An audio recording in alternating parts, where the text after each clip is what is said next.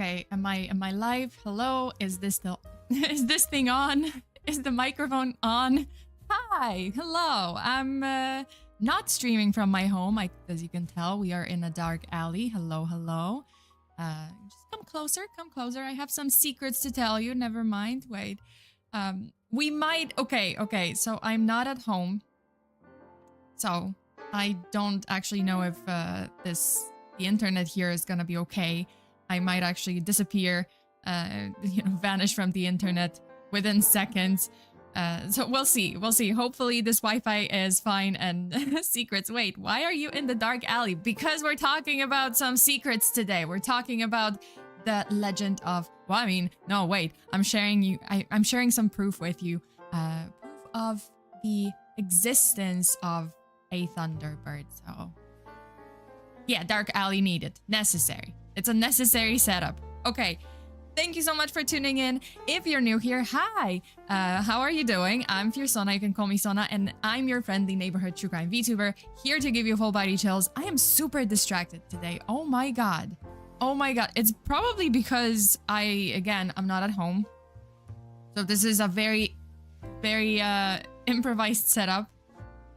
I'm actually not sure if this is not gonna like all turn off and my settings are gonna like just turn off, my shoes is gonna disappear from the screen, my model is gonna disappear from the screen. It's very possible. So you guys, if my microphone sounds weird or like my video is weird, then I apologize. It's just, yeah, it's probably the fault of the Wi-Fi. So the Marvel mutant, yeah, probably. sure, why not? Jose, thank you so much for the super grease lighting. Go grease light. Wait, wrong topic. How are you guys doing? How's Super Bowl? Because I know that it's happening. I know that it's going on now. I don't know who's playing. Who's playing? Chiefs. I stopped following after Lions bombed it. So yeah. Also, Joshua, a member for 12 months. Thank you so much. Sona, 1 year. You have been a delight, Sona. Thank you so much, Joshua. You have been a delight too. Thank you so much for being there for all the streams, for sharing your opinions about cases, for sharing your insights and theories and everything else. So thank you so much for sticking around. Pete Echo, hello. Star Songs and Dino Alex and Brian and Shy, I think Shy or She. I'm sorry if I mispronounce it, but it's like Sai or Sai. Who knows? B Monte, hello. Hi, welcome. Demon Taker, Alberto, thank you so much. Jamie, hi, it's been a while. Who else? Undead Rabbit, hello. I'm just looking at my chat. I know that I'm looking the other way, but I'm like, I have this chat on the other. Wait, actually, I can probably move my chat to the other side. Can I move my chat to the other side? I should be able to, maybe. Okay, because that's kind of stupid if I'm like looking at this side and it's just like it's on the other side. Hello to everyone, and Shy, thank you so much for being here. Thank you for modding. You guys, please remember to follow the rules of this stream. They are in the description of this video, so please read through them, abide by the rules, and don't give the mods a hard time, because we all want to enjoy the stream. And Morgan, hello, and Azure Void, hi. Pigflower, Toka, Kevin, thank you so much for being here. Thank you so much for tuning in. And GND Aaron YT, hello. I'm new here. Well, welcome to this stream. I hope you enjoy it. I'm sorry for calling you Sova. Oh shit, I'm a Sova. We're talking about a Thunderbird, but hey, Sova is close enough. Sova actually in Polish means owl. So I guess fitting. An alien invaded football. What? Wait, what? Excuse me? What? I didn't get that notification. Wait. I didn't get the news. What? Holy shit. Well, all I know is that we had a good run, but it all might end in 2032 because apparently there's an asteroid heading for the Earth, and while a week ago or a couple of days ago, it had like 1.2% chance of collision with our planet. Right now, this risk was increased to like 2.2%. So, well, we're getting there. It might actually be our, last decade. So, hey, let's enjoy it while we can. Well, I mean, it's still 80, 98%, 97% chance that it's not gonna hit us. However, the information that it increased, the probability increased, is not very comforting. I will think about that for the next 10 years, and yeah, this thought will probably wake me up at night for the next decade. Thanks, NASA. Thank you. Also, Jose, thank you so much for another super car from Greece, zooming away. Jesus. I don't watch the Super Bowl, so I'm just playing some Persona 3. Hey! We're going the way of the dinos. Let's go! So, I was reading about it a little bit more. The asteroid is pretty big, but it's not colossal, you know? It's not massive as... I mean, it is still massive, you know? But it's not big enough to...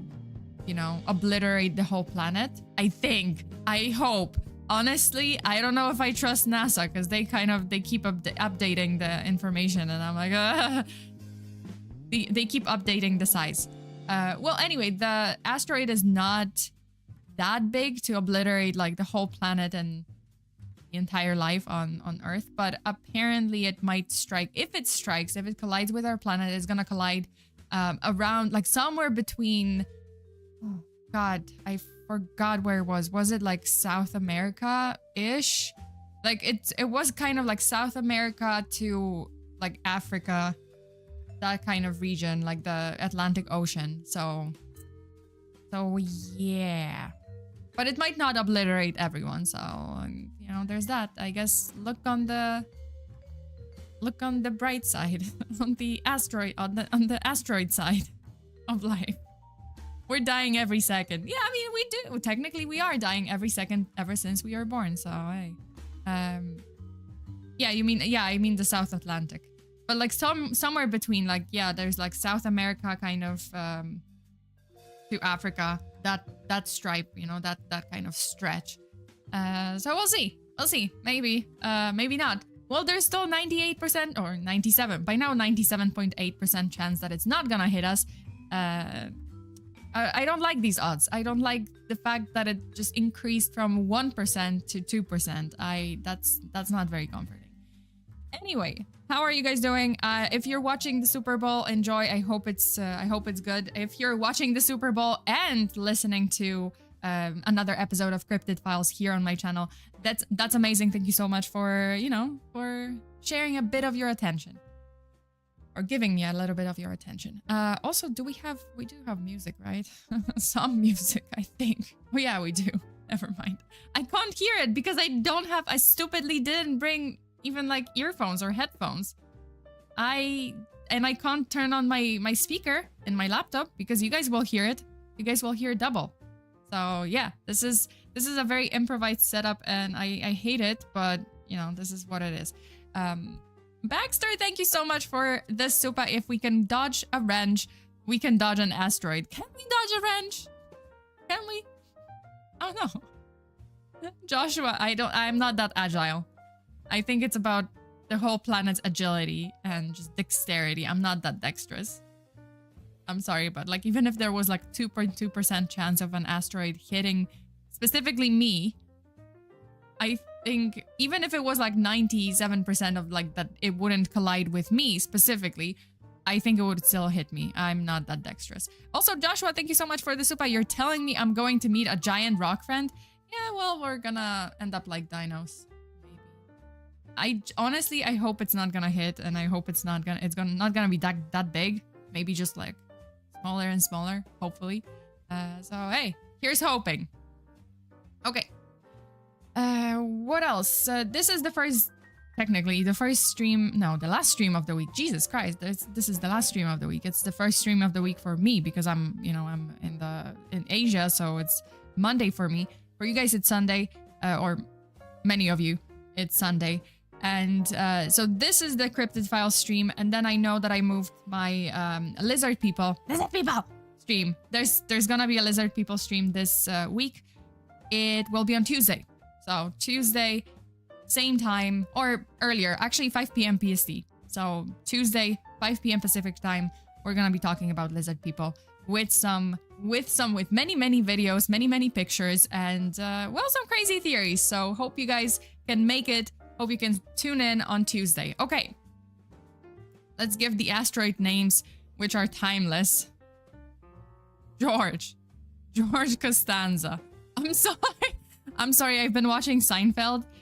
They are horrible people. Horrible people. Don't get me wrong, like, it's still funny. It's still, like, some jokes, like, definitely I find it funny, but at the same time, that is not to say that the characters are not horrible people. It's a show about horrible people. And George and Newman are the worst of the worst, and they are all just horrible. So, yeah, let's just call the asteroid George Costanza, and yeah, the George Costanza asteroid. John the asteroid Cena. You can't see me yet. In 2032, you're gonna see me. Okay, guys. The Spalding's giant ancestor. Yeah, I saw it too, but funny, Jesus. Oscar the asteroid. Astro the asteroid. No, it's okay. I mean, John the asteroid Cena. John Astrina. Maybe. You can't see me until 2032. Okay. That is pretty much it. So we have 2 upcoming streams. What else? After the lizard people stream, I will not have another stream this week because I'm not at home. So it's kind of difficult. I'm kind of pushing it here, and I don't know if I can do anything else. So I won't have another stream. So let's take a break this week. I'm gonna be working behind the scenes on my lore video. Like, I brought my files and everything, so I just decided, okay, I'm gonna do those 2 streams, like the cryptid files and lizard people stream, and then I will be focusing on offline work. And until I'm back on Sunday. I think I'm gonna be back on Sunday. So, well, I guess I'm gonna have another stream on Sunday. But yeah, that's pretty much it. Also, Van Yee, thank you so much for the super. Thank you, I appreciate it. No worries, Sona. Okay, it's okay. We all understand. Yeah, so I'm gonna be back on Sunday most likely. Then I'll make up for it, obviously, on Patreon. I might actually. I wonder. Actually, I might stream. I'm gonna stream. Oh, never mind. I thought, like, oh, okay, let's take a break this week.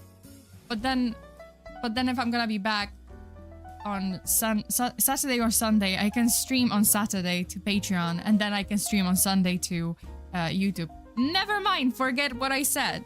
We're still on. Apparently we're still on this week, so never mind. Man, I just, like, changed my plans 180. I just learned about a Canadian Albertan cryptid that's a giant fish. I don't know about that one, but I do know about another one from like Japan region, and it's called just straight up Ningen.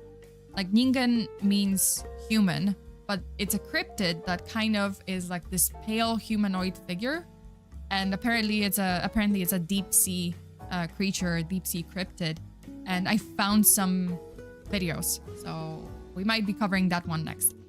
10-second plan change. Yeah, like, I just switched my plan 180, so I might be actually able to, maybe not with cases this week, maybe just regular streams or like scary video streams on both Patreon and YouTube. But yeah, I'll be back with some streams. Also, Joshua, thank you so much for another super. No break for you, Sona. Lol. No, seriously. I might just not do cases because I'm doing cases, like 2 cases basically at the beginning of the week. I might just do some other streams for my Patreon and the Sunday stream. So we'll see. Okay. I think we're ready. I think we're ready for the case. Are you guys ready? Let's talk about it. So today we're diving into one of the most fascinating cryptid tales from the American West, the legendary Thunderbird. And the story takes us back to 1890 to the deserts of what was then the Arizona territory. Wait, is it? Okay, we have it. I was just like, do we have slides? So we are in Arizona. It's a tale that's been retold countless times, with details changing here and there depending on who tells the story. But at the core, this story is a story of 2 cowboys and their unforgettable encounter with something truly extraordinary. So picture this: 2 cowboys out in the open on the open range when suddenly they spot something in the sky. Not just like any, because they think it's a bird, right? But not just any bird, but this massive winged creature unlike anything they'd ever seen before. According to the most famous version of the story, the man managed to shoot the beast, bringing it down and haul its massive carcass into town. So they just dragged this carcass into town, right? But here's where things get, well, let's say a little larger than they could handle.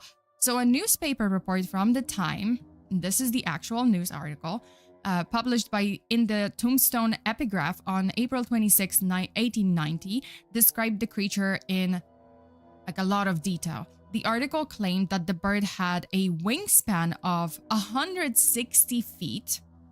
Yes, you heard it right. 160 feet. It was said to be 92 feet long, with a head stretching 8 feet and a body measuring 50 inches around. Even more bizarre, the report mentioned that the creature had smooth, featherless skin and wings made of like this thick, nearly transparent membrane that bullets could pierce. They could like penetrate the wings. That is insane, right? And that's this is the actual article. That's crazy. And they actually mentioned the membrane. Where is it?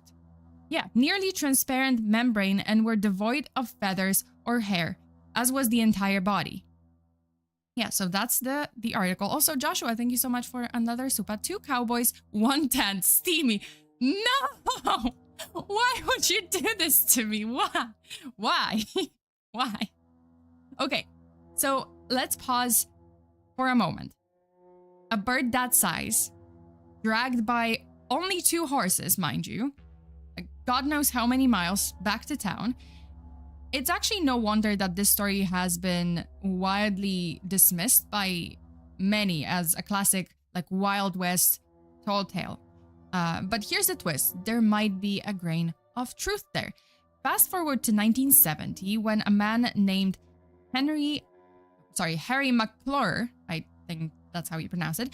So he came forward with a different version of the events.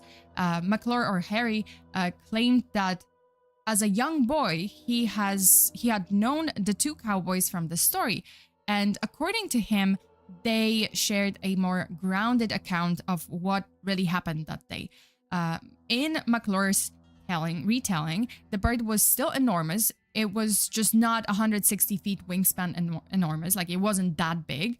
The cowboys estimated its wingspan to be between 20 and 30 feet, which, I mean, let's be honest, it's still huge. They fired at the creature, but it was too far away to hit it.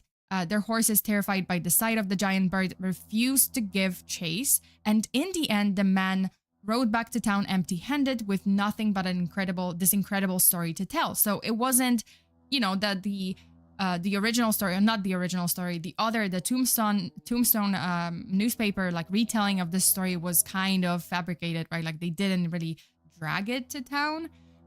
They just saw it and shot at it, but they didn't hit it. So yeah, like the bird was gone, but the story remained.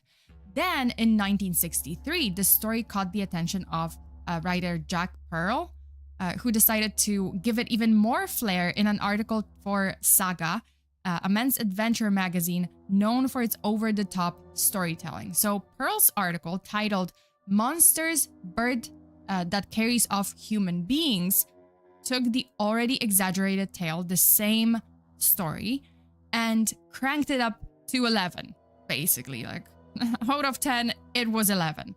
So he changed the date of the encounter not to 1890, but 1886, and he transformed the cowboys into prospectors who not only killed the giant bird, but also paraded the carcass through Tombstone as a trophy.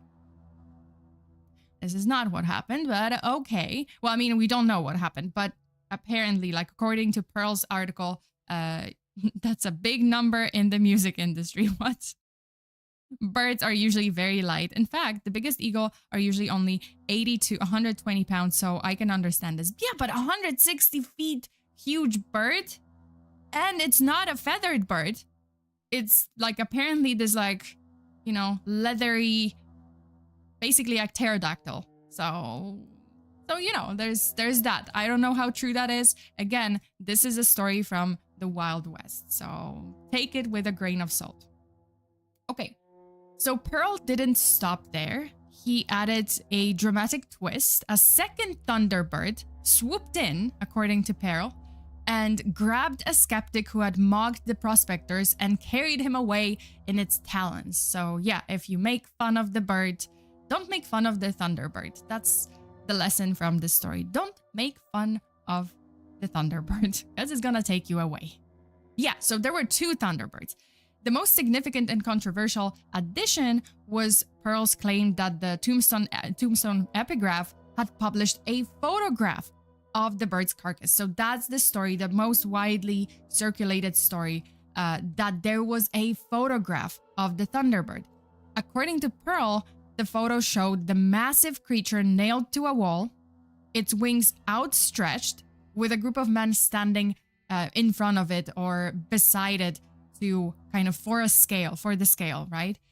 This detail, more than any other, captured the public's imagination. And here's the thing, there is no evidence that such a photograph existed. This one, the one that I just showed you, is like the most widely circulated photo that the internet claimed to be the original, right? Like the one from the Tombstone Epigraph, but it's actually not the original. It was just a mock-up. It was just a recreation, actually a photo posted to Flickr by Christopher Smith in 2010. So this one isn't actually real. Yet Pearl's fictional account sparked a phenomenon. Over time, people began claiming that they had seen the photo themselves. They were like, oh yeah, I've seen this photo. This is the original. Like, I've seen the original photo. This might not be it, but oh yeah, totally, definitely.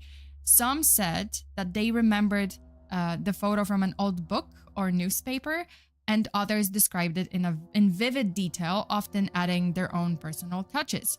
Also, Joshua, thank you so much for another super. I appreciate it. Hey, Thunderbird, you're lame. Oh no! No!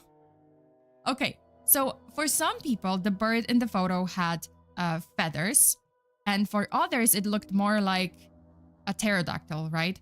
Some people recalled it nailed to a wall, and others swore it was just on the ground, spread on the ground, surrounded by a group of men. Mind you, both of these photos that I just showed you are fake. Both, like this one and this one, are fake. The first one, this one was staged and published in 1998 in Strange magazine. And the other one was also likely created in the 1990s, although it kind of showed up on the internet in 2010s, like 2014, 2017, and people just traced it back to some like 1990s magazine as well. So it's both of them are set up. Although the exact date is unknown for the second photo, but yeah, it's a setup. Okay, but that doesn't mean that the Thunderbird is not real or there weren't any sightings, because there's more. So despite the inconsistencies in people's accounts about the legendary photo, each person has convinced their memory that their memory was real, right? Like, this is a real memory. And this collective false memory is known as the Mandela effect, which kept the legend of the Thunderbird photo alive for decades. So why does this matter? Well, because this was just the beginning and only one of many, many alleged sightings of the legendary bird. Okay, let me just talk about the Thunderbird itself for a little bit. So Thunderbird is this mysterious creature, right? Like mysterious bird-like entity set to soar through the skies from the frozen reaches of Alaska and Canada all the way to Central America. So it just kind of stretches through North America all the way down to Central America. But the idea of the massive bird isn't just a modern phenomenon. Many indigenous cultures have passed down stories of colossal eagles, so powerful they could lift whales straight from the ocean and carry them back to their nests. Yes, I'm not kidding. I've seen some people like making like a mock-up picture of, I know it's a fake picture, but I've seen like one photo where it's like a giant bird and it's carrying I don't know, a dolphin or some kind of whale. But that's how big, like according to some indigenous cultures, that's how big it was, right? Like it could carry a whale, just yeet it out of the ocean and just carry it to its nest. So pretty big. And as European settlers expanded, westward toward the plains in, in America, reports of enormous shadowy figures gliding through the sky became more frequent. Interestingly enough, accounts of similar creatures aren't unique to North America. Various cultures around the world have their own versions of giant birds, reinforcing the question: could there be some truth behind these sightings and the legend of the Thunderbird? Like Thunderbird is just one name for it, but it might actually be, across cultures, just under a different name, but the same creature. Also, Joshua, thank you so much for another super. I am alive. I came out the other end. I've seen things. Oh no, you've seen things. You might want to share them later on. Okay, so we have numerous sightings that claim the legend is real, and the most famous or infamous series of sightings happened in between 1948 and 1977, and it was crazy. And let me tell you, I have multiple newspaper articles that documented those sightings. So one of the most intriguing waves of the Thunderbird sightings took place in the spring of 1948, sparking curiosity and debate across multiple communities. The first reported encounter happened on April 4th in Alton, Illinois. So we're going to be focusing in Illinois for now. Walter F. Siegmund, I think, a former Army colonel, oh God, I hate this word. Army colonel, I am sorry, I can't pronounce it for my life. If the destiny and the fate of the world and humanity depended on me pronouncing words like colonel, parallel, jeweler, we are doomed, okay? We are doomed. I'm gonna be like, you know what? I give up. I know I can't do it, and I'm sorry to the humanity. You guys just, get your matters in order and say your goodbyes because this sucks. Tom, thank you so much for being here. I hope I am not late. A little bit, but it's okay. We're still talking. There's still a lot to cover. You can do it, Sana. No, I cannot. Wait, let me take a sip of my water. Yeah. Yes. Let's not help out humanity and let everyone know. Yeah, pretty much. You know what? I've accepted this. I have accepted that I would not save the world because my R's and L's and in combination, if there's a word that has those in combination, it sucks. And I can't pronounce it. Okay. So Walter was speaking with a local farmer. This is the guy, right? Like Walter. So he was speaking with the local farmer. And also Colonel Ralph Jackson, the head of the Western Military Academy, when he noticed something massive soaring above them. And at first, he questioned his own vision. He was just like, oh, I'm not seeing this. This is not real, right? Like, what is this?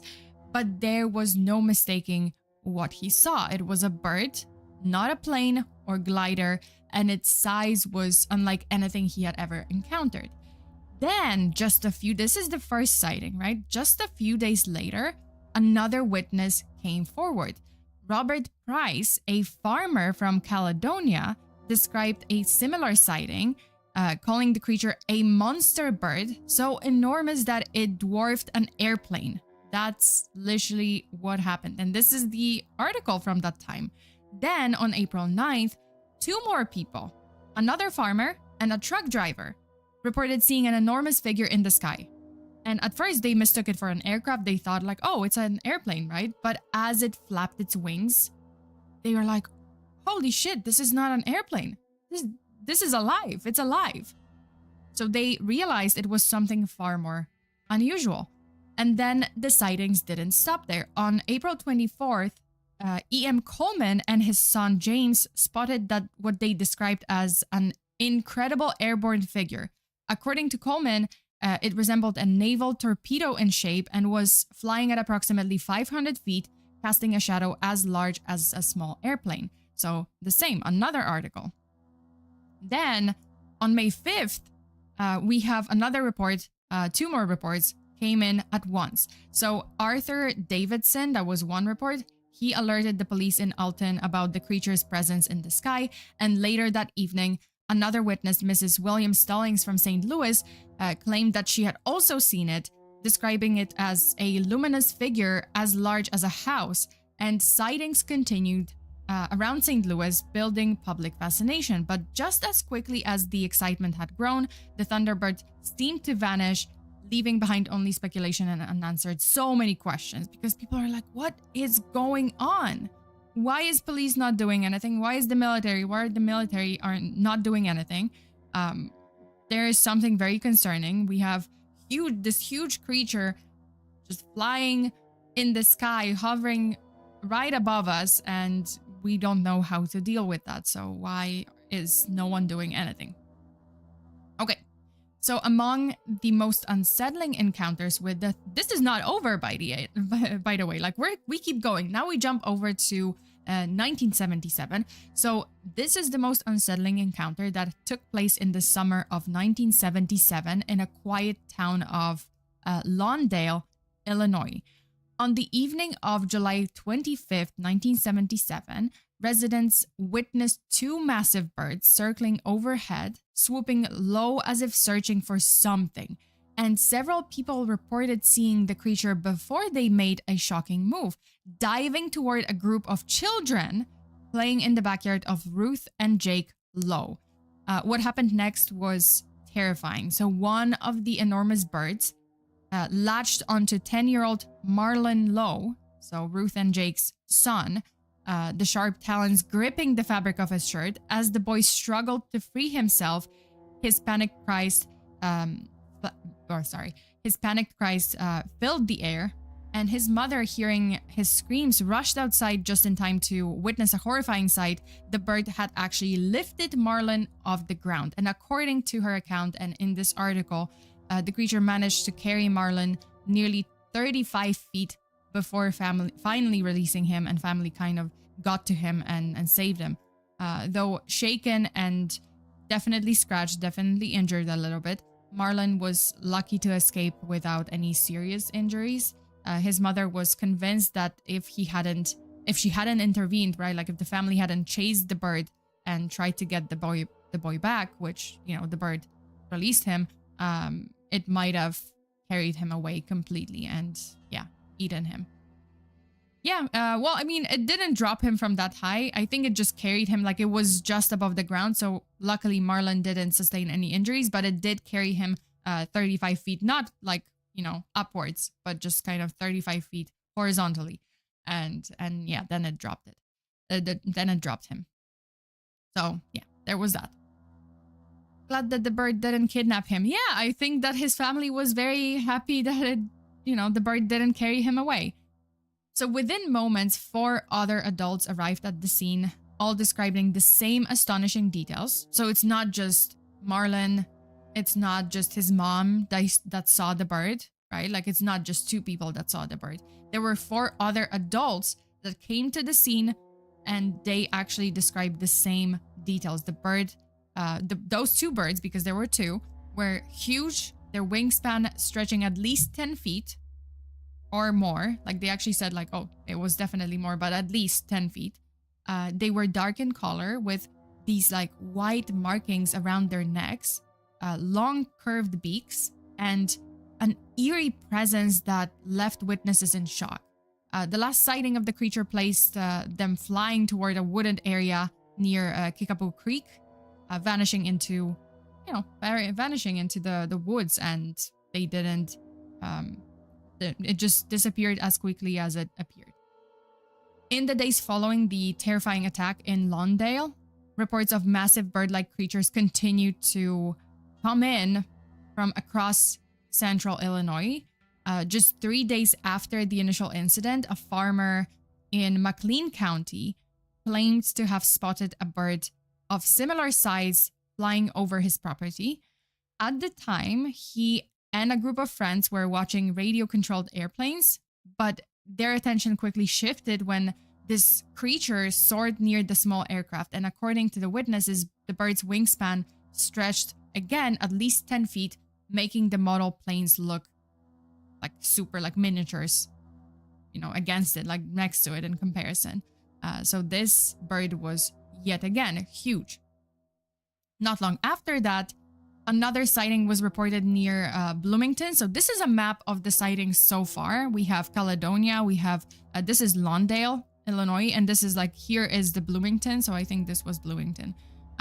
So we have, you know, this cluster where the little boy was picked up, right? Like this one was the Caledonia, like farmer and colonel. And well, Alton was the Colonel Zygmunt, I think, Zygmunt. And then we have another one, right? So these are, you know, those clusters with the sightings, and they kind of go in a vertical line.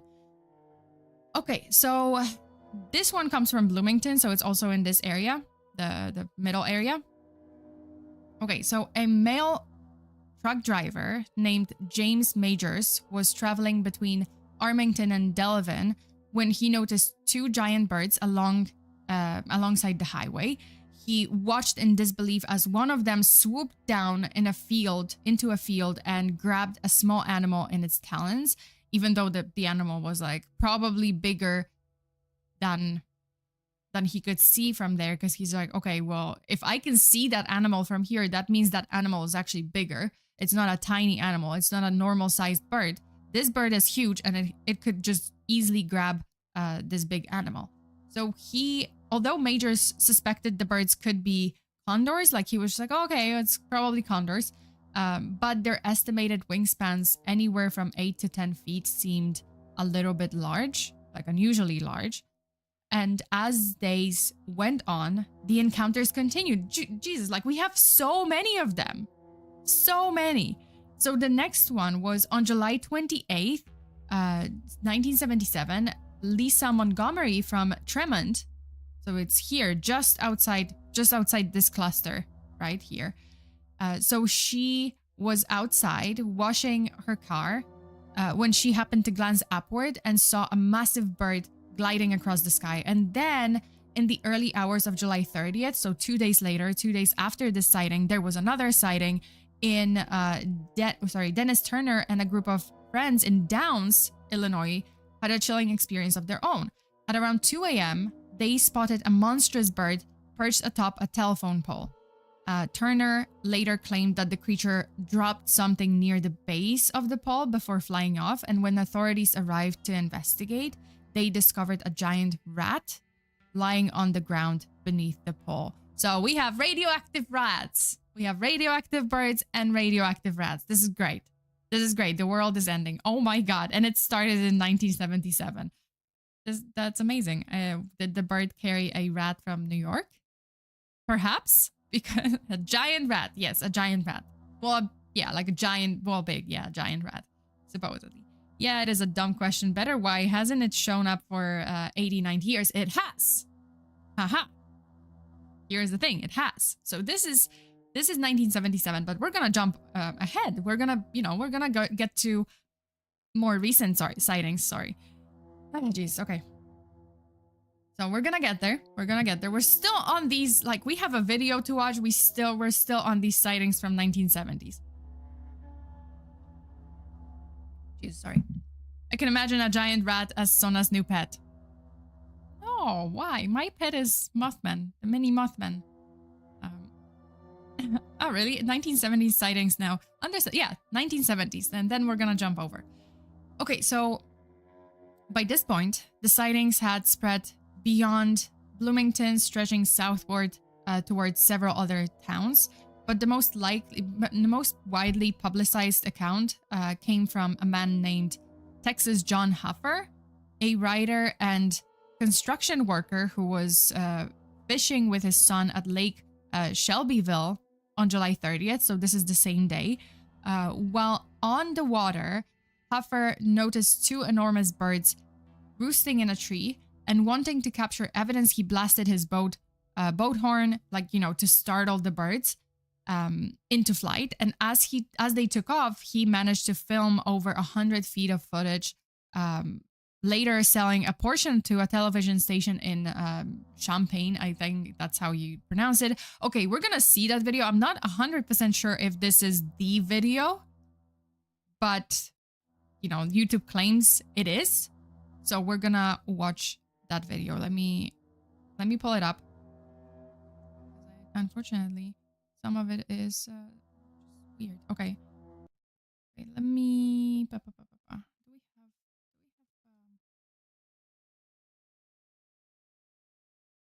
I don't know if there's like this. Oh no, this is desktop audio too. Okay. Okay, let's watch it. Ooh, bad. Okay, let me say this. A lot of those videos that I have for you today, because I have several of supposed sightings of Thunderbird, I'm not gonna lie to you. A lot of them, I'm like, this is a bird. Yes, that's how a bird looks like. It's not, I mean, I don't know. It doesn't seem very huge from this perspective. But let's see this video and you can judge for yourself. Okay. Month of July, 1977. So those are the two birds. There's one, and then there was like another one. We're pouring into newspaper offices and TV stations across central Illinois. I, Chief AJ, of the Central Tribal Native American Council, was called upon by CBS television to try to film a living Thunderbird. I had been trained by the United States Marine Corps to be a combat photographer. CBS had called on me many times in the past to film major fires.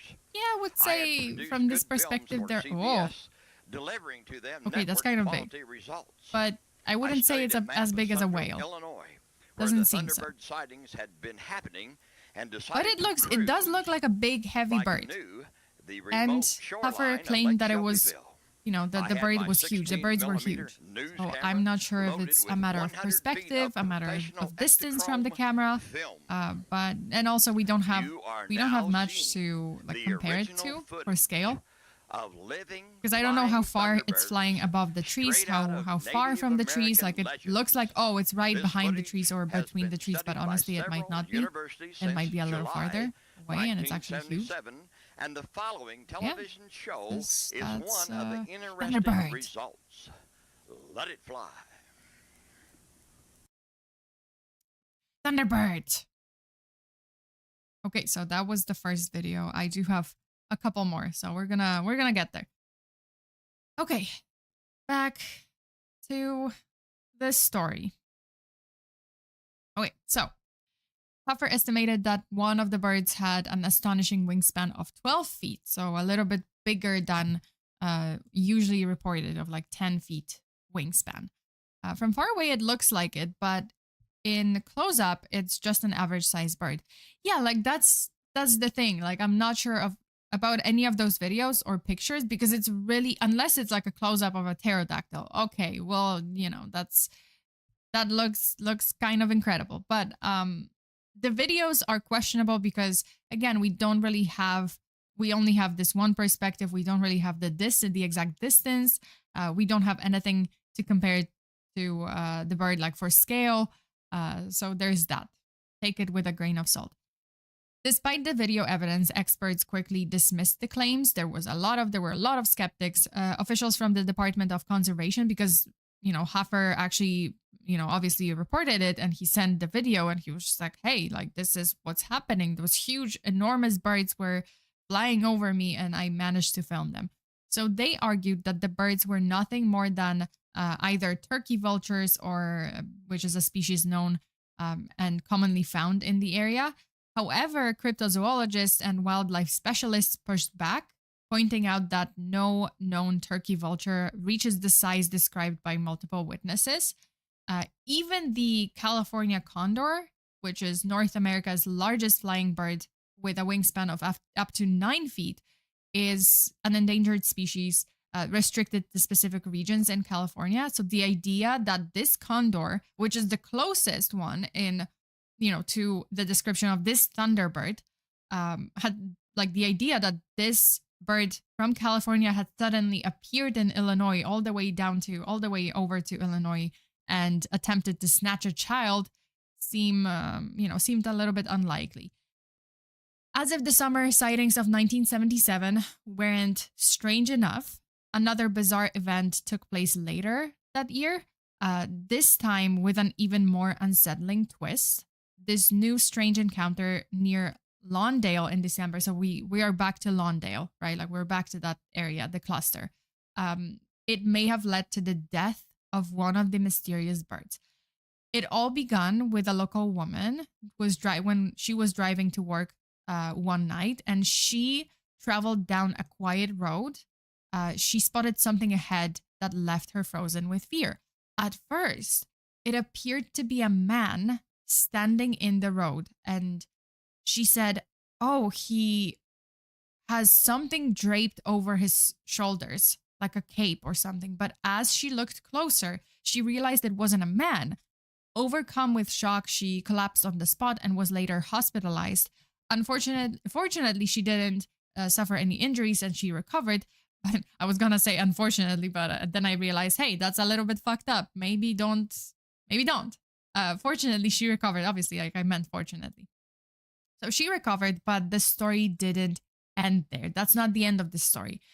Word of the sighting spread, right? Like about this woman fainting, being taken to hospital, and like her seeing this creature that looked like a man, but had birdman, but like basically had like feathery cape draped over his shoulders. A group of men decided to investigate. And this same area, what they found remains the subject of speculation, but according to their reports, they encountered an enormous bird, killed it, and destroyed the evidence by setting the body on fire. Whether out of fear, superstition, or maybe just a desire to avoid ridicule, the details of this event were kept quiet for some time. But the question still stands. What exactly did they see? Could this have been one of the same massive creatures that terrorized Illinois just months before? Or was it something else entirely? What if it was actually a human? What if it was a human cosplaying? Does that mean, did I just discover a murder mystery? Oh my God. I'm sorry, like I'm on the first floor and there are people kind of on this, like passing by, and I have a window. But then someone like really like ran by and I thought they were like running into the window. I was like, oh my, holy shit. A human in a wingsuit? Yeah, so that's what I'm saying. Like, what if it was actually a person and they just murdered someone? And did I discover a forgotten murder mystery from 1977? Whoops. But okay, okay, I get it. These stories are from either more than a century ago or at least several decades ago. People thought back then they saw a UFO or demons or Bigfoot everywhere they went, right? Like, oh, if they saw something that was kind of unfamiliar or, something they've never seen before, they would be like, oh, it was a UFO, it was aliens, or it was some kind of demon, right? Like they saw what they wanted to see. But what if I told you these sightings never ended? They continued, and they continue to this day. And I've got several stories. Okay, so now we're now we're moving from Illinois to Pennsylvania. It all began on the evening of September 25th. Sorry, not 21st. September 25th, 2001, in South Greensburg, Pennsylvania. A 19-year-old witness was driving along Route 119, when they heard a strange sound, like, quote, flags flapping in a thunderstorm. So looking up, they saw this massive winged creature soaring about 50-60 feet above the ground. The witness estimated that the wingspan of this creature was between 10 and 15 feet, with a head about 3 feet long. So the neck, the head. The bird, described as black or grayish brown, wasn't flying gracefully. Instead, it was flapping its wings and in this slow, almost unsettling manner before gliding above passing trucks. And the witness watched the creature for about 90 seconds, even seeing it land on the branches of a dead tree, which the witness said that this tree nearly snapped under the weight of this creature. Despite a thorough search of the area, no physical evidence of the bird was ever found, and no other witnesses came forward to corroborate this particular sighting. But that doesn't mean there weren't any other sightings. So here's where it gets more intriguing. This wasn't an isolated incident, like around that time, like in the same year, because just a few months earlier, in June and July of 2001, similar sightings were reported in other parts of Pennsylvania. So now we're moving to Pennsylvania. On June 13th, a resident of Greenville spotted a massive grayish-black bird soaring overhead. Let me just check if I'm... Okay, yeah, I'm showing the... Because I'm kind of like, I'm forgetting if I have the slides on or off because I have it like covered. My screens are small here and I can't fit everything on the screen. So this is a very improvised, impromptu stream. I'm sorry. I'm sorry for being unprepared or very messy or scuff all around. I gotta go. No worries, Spitfire. Thank you so much for being here. And Southeast Asia people like me will always assume it's a Garuda, the big bird. Hey. I think it's like right across cultures. There's like some legend of a huge bird, an enormous, like colossal bird in every single culture. Okay, so we have June 13th. A resident of Greenville spotted another massive bird. At first, they thought it might be a small airplane or some other like lighter aircraft, like maybe a Cessna or something. Due to the size, but the witness observed the creature for 20 minutes, noting its fully feathered body and estimating its wingspan at around 15 feet. The bird even perched on a tree for 15 minutes before flying south. A neighbor also claimed to have seen the same very creature the next day, calling it, quote, the biggest bird I ever saw. Then on July 6th, we have another sighting. Another sighting occurred in Erie County. This witness described a black and gray, dark gray bird with a wingspan of 15 to 17 feet, a thin foot-long beak, and a distinctive circle of black under its head. So that was the description. Now we are like really looking. Now we're looking at Pennsylvania, right? Like we have so many sightings so far, 3. Now, let's put this into perspective. The largest known bird in the world in terms of wingspan today is the wandering albatross. I think that's how you pronounce it, with a wingspan of up to 12 feet. Predatory birds like the Andean condor or the California condor have wingspans of like about 9 or 10 feet, right? So it's still smaller.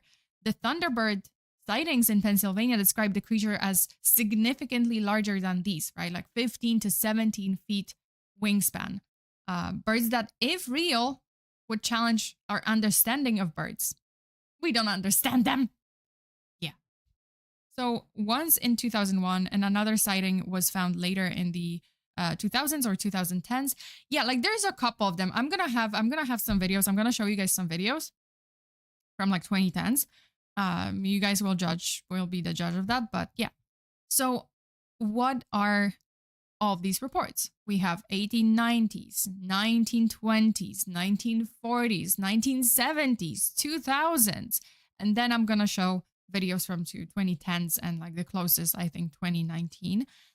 So what do we make of this?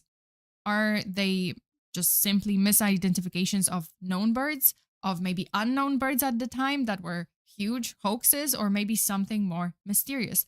Skeptics definitely argue that these sightings lack any tangible evidence, and I can't argue with that because, yes, aside from maybe some videos that are questionable, we don't really have anything. But the consistency of the descriptions across multiple witnesses and places is hard to ignore. Whether you believe that this is the Thunderbird or not, these stories remind us that the natural world still has some secrets. But again, where's the evidence? Well, there are some videos, there are some photos of several Thunderbird sightings from like few years back or like recent years. So I'm gonna show that in a minute. And then, okay, yeah, let's you know what? Let's watch it. Let's watch some Thunderbird videos. So this one is very interesting. So I think this one is gonna be my favorite. this one's gonna be my favorite video. This is from Texas. A bizarre image captured. This is 2018. A bizarre image captured by video cameras during the United States Grand Prix in Austin, Texas, appears to show a huge bird zooming around the racing circuit. And on lap 48 of the race, the shadowy figure of the bird was visible to viewers at home, who noted that it seemed enormous compared to Formula One vehicles. And let's watch that. Let's see that. Turn off the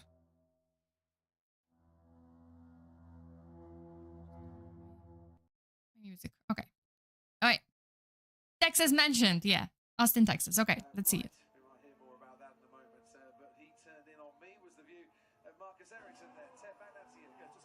Yeah, that's the shadow.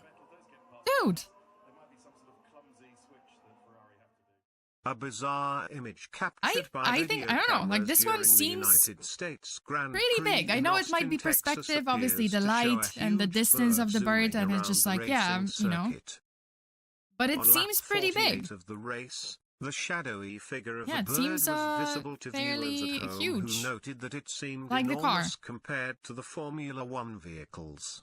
Right? No one has been Isn't able it pretty to incredible? identify what species of bird Like, could have okay, cast the like, yeah, you can definitely, absolutely, you can definitely argue that this is, if you look at it, like, oh, okay, well, that might be a matter of like, okay, light and distance, but I don't know. It still seems pretty big. Damn, it is bigger than a car. Yeah, right? Like, if you look at it, yeah. The wingspan is bigger than the car. So there's that. There's this video.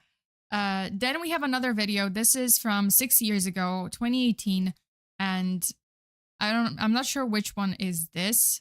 Wait, where is this one from? Wait, well, we're gonna see it. We're gonna just watch it and judge. I think that's the... Oh, I wonder.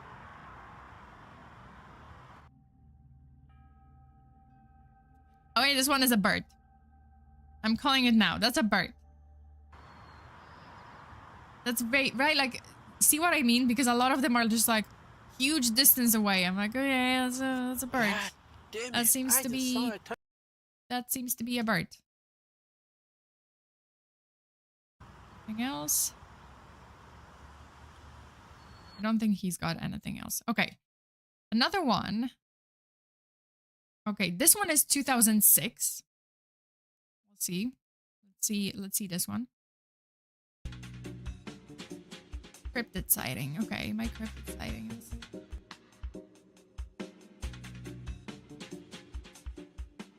Alright, so some context. I was on the road from my parents' place when I saw something flying in the air. It looks like a bird, but it's way too big. Oh yeah, okay, we have it here. I don't know if you guys can see it, but like it's right here. This kind of big. It's like weirdly shaped. I think it's a Thunderbird. That's the name of a famous cryptid, a giant prehistoric bird. Yeah, well, I mean, it's a blur. It's a blob. To me, it's a blob, this picture.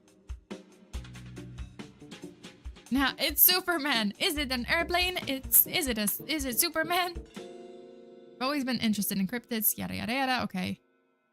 Rate 5 stars. Sure, 5 stars.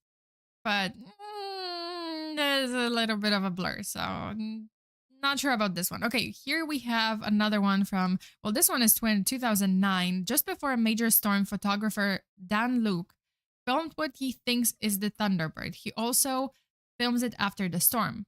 Maybe this is a warning sign. Oh yeah, because like one of the things about the Thunderbird is that it appears like during or after thunder, and it just like, I don't know, it can control the weather or something. Oh wait, let's see. Let's see this one. Your discretion is advised. April 15th, 2009, a photographer... Okay, so it is from 2009. In Mississippi. Right before a major storm, Luke filmed what he thinks is a large, strange bird known as Thunderbird. Thunderbird.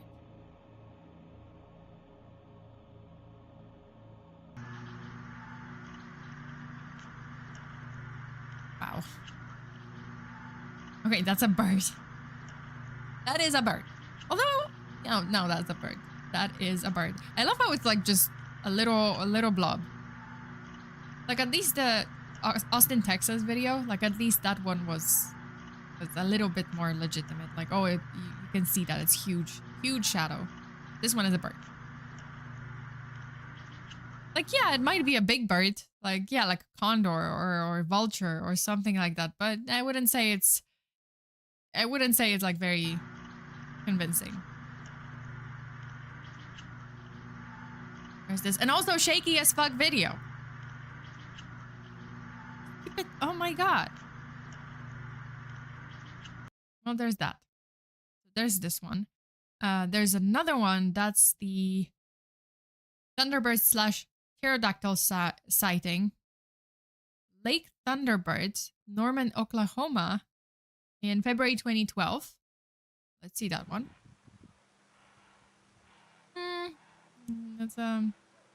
That seems to also be a bird. It's a bird. A bird. But hey, you know. Wait, why? Okay, this one is strange. Amateur footage from Idaho. And supposedly a pterodactyl from 2015. Well, let's see. Yeah, that seems like. Well, I mean, yeah, it's a pterodactyl. Okay, yeah, it is a. Whoa! But it seems like to be CGI. But yeah, this one is like literally CGI. But I like the little flip. Oh! Wait, flip. Why? Okay, let's see where. Okay. I mean, hey, if it's maybe I'm just too much of a skeptic. Maybe one day someone's gonna come out and say like, hey, someone's gonna prove that hey, this was real and pterodactyls are still alive. That might happen. Okay, another one is giant bird, 8 feet wingspan. So that might actually be, yes, like it might be real because there are birds that have 8 feet wingspan. This one is from 2010. And where is it? Okay, largest bird I have ever seen. Let's see that one. Following footage. Largest bird I have ever seen. Not necessarily Thunderbird. Yeah, that's a bird. I think this tree would snap. This was the Thunderbird. This tree would like snap. Oh, okay. It might actually be a condor. Whoa. I mean, it's majestic. Look at that. Yeah, this one I believe that it's, you know, at least the wingspan is realistic. At least this the author of this video said like, oh, wingspan 8 feet, about 8 feet. So at least that's a little bit more realistic. But yeah, bird bee cubby, what? Okay, well, take it as you will. It is possible that these stories and these pictures and videos are real, or it's also possible, very possible, that they are fake. But it doesn't, you know, change the fact that a lot of descriptions from like 1890 and 1940 and 1977 do align. You know, and it doesn't change the fact that there were articles about it. It doesn't change the fact that people did see it and reported on it. Or, you know, they might have seen a huge bird that they've never seen before, and it's a normal bird and just like one of the condors or vultures, and they were just impressed and they just mistook it for a legendary creature. They might be fake or maybe something that people want to believe. Whether you see the Thunderbird as a cryptid, a myth, or something in between, its legend continues. You know, people still post videos, people still post pictures and their encounters, and they say like, yeah, I've seen something weird. It was an abnormal bird. It was nothing that I've ever seen before, and I can't explain it. Well, maybe one day it will be proven not so fake after all. Who knows? That's it. That is it for today, you guys. Thank you so much for today. I hope you had a good time. I hope it was worth listening about this, to the stories, listening about the scripted. Now we can you know, we don't have to stay in this like shady dark alley. We can now go home. Sweet, the stream didn't crash. Yeah, the stream didn't crash. Oh, I'm so happy. I'm so happy about that. So yeah, this is the end of the stream. It was actually a big bird from Sesame Street. Hey, maybe. Yeah, maybe. I think I would believe that more than like magical Thunderbird. It is Sona. Thank you. Hey. Still a pretty cool bird. Still pretty cool. If this is maybe like a species of a bird, just a bird, and it's not a pterodactyl, it's not a prehistoric or magical bird. It's just like no magic there. It's just maybe a big, you know, just kind of unusually big bird, which is possible. Or people literally saw maybe one of those, like, yeah, one of the condors, and they thought like, oh, 15, 17 feet long. Like, if you're just eyeballing it, honestly, like, I don't, yeah, like, I can believe that people said it, that it was like 15 to 17 feet, but let's face it, like, if you eyeball something, I'm pretty sure you're not gonna be like 100% accurate, so they might have been, and the distance, so they might have actually kind of been mistaken. Okay. Guys, so this is the last stream of the week, and then I'm gonna be back on Tuesday with Lizard People. So I'll be discussing the conspiracy, the widely circulated, widely shared and discussed conspiracy theory about lizard people. So everyone in politics, everyone in Hollywood, everyone that we know and look up to, who knows, maybe me too, is a lizard person and shape-shifting reptilian. So we're gonna be discussing that. It's been a while. I think I've been just like putting it off because I was lizard people.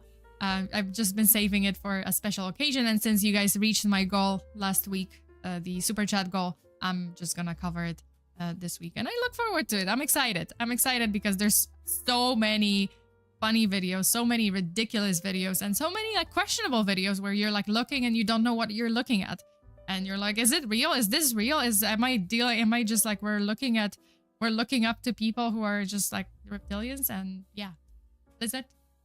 Shai, thank you for the super. We didn't explore the ocean too much. Well, the skies have been explored not too much. Yeah, I think there's a lot going on in the ocean. Oh my god. I'm pretty sure there's like some creatures in the deep parts of the ocean that we've never seen before. As a lizard person, I'm very excited for this stream. Hey, I'm gonna be talking about your people, Kairos. Why not? Thank you for this stream, so that you're welcome, you guys. Yeah, so Tuesday, 5 p.m. Pacific time, I'll be back with some lizard people stories, and then I will be taking, you know, a few days to just kind of work behind the scenes. And then I'll be back with a Patreon stream on Saturday, and then Sunday, maybe another case, maybe something. I don't know. Like, I don't know about the end of the week. It might actually not be cases, but just, you know, some other videos, some maybe like gaming or something else. We'll see. And dust in the wind, birds in the lizard in the wind, reptilian lizard people in the wind. Guys, thank you so much for today. I hope you enjoyed the stream. Thank you so much for all the super chats, and I appreciate every single one of you. I appreciate especially my Patreon members. If you are interested in seeing a little bit more, hearing a little bit more, you know, bonus cases, bonus streams, joining my bonus streams, and getting some benefits like the Valentine's Day wallpaper, which is available now, you can go over to my Patreon and subscribe and get some benefits. Also, like this video if you like my content, subscribe to the channel, and turn on those notifications to be notified whenever I show up in my little dark corner of the internet with another cryptid story. Yeah, shameless self-promo, because why not? Okay, that's it. Have a wonderful day, everyone. Yeah, have a wonderful day, everyone. Have a great rest of the day or night, wherever you are. And stay safe out there. Stay tuna. Always lock your doors and windows. Bury your hexes. Until next time. Bye.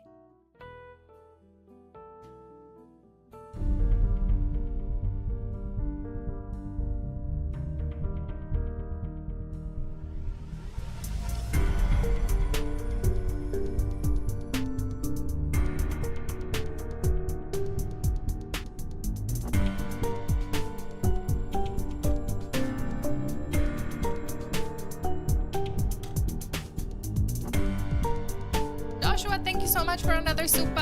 Hey, Colonel Jewelry. Oh, god damn it. I'm not gonna pronounce this. Colonel Jewelry. Parallel